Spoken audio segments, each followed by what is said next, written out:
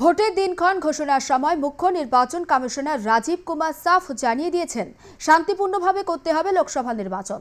আর সেই লক্ষ্যেই নদিয়া জেলা শাসক অরুণ প্রসাদ এসপি কে অমরনাথকে নিয়ে রবিবার একটি সাংবাদিক বৈঠক করেন, যেখানে তিনি নদিয়ায় 3 দফা নির্বাচনের আগাম প্রস্তুতির কথা তুলে ধরেন।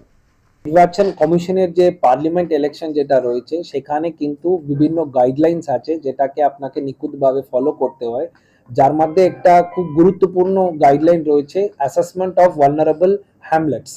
সেটা কিন্তু আমরা অলরেডি কাজ করেছি, ও অ্যাসেসমেন্ট অফ ভালনারেবল হ্যামলেটের উপরে আমরা কাজ করেছি, যেখানে ভালনারেবল ভোটার্স যারা রয়েছে তাদের সংখ্যাটা আইডেন্টিফাই করা হয়েছে। সেটা উইকলি বেসিসে সেই রিপোর্টটা আমরা কমিশনের কাছে সিও অফিসের মাধ্যমে আমরা শেয়ার করছি।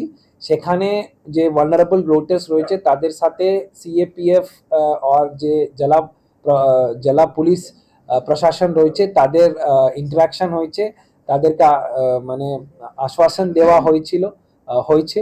আর আমরা জেলা প্রশাসনের পক্ষ থেকেও আমরা কয়েকটা জায়গাতে ভিজিট করলাম, ভালনারেবল ভোটার্সের সাথে আমরা ইন্টারাক্ট করেছি, যেখানে ভোটার সংখ্যাটা, ভোটার টার্নআউট যেটা আছে সেটা খুব কম ছিল, সেখানেও আমরা ভিজিট করেছি। আমাদের যে সেন্ট্রাল সিএপিএফ যেটা আছে, সেন্ট্রাল আর্ম পুলিশ, তাদের কয়েকটা কোম্পানি এখানে এসেছে, তাদের সাথে রুট মার্চও করা হয়েছে। তো আমরা এই সব পদক্ষেপ যেটা কমিশনের গাইডলাইন অনুযায়ী সেটা নিয়েছি, তার মধ্যে আমার মনে হয় কি আমরা নদিয়ার নির্বাচন যেটা আছে সেটা আমরা পিসফুলি করতে পারবো।